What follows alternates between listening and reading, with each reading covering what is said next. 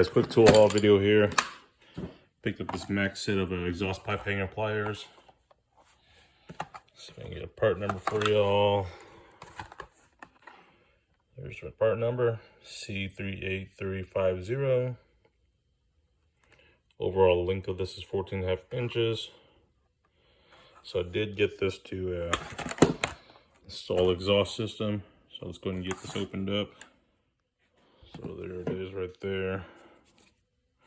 Now you can get different variations. I think I paid 28 bucks for this one. So you can get Lyle ones. There's a bunch of them on Amazon for under 20 bucks. But it does have the flat handle design, so that way you can push up against it in this kind of manner. So as long as you get this design plier, any of them should work. So again, there's the part number right there. And then once I use them, I'll do a review on them. But other than that, there's the overview of it.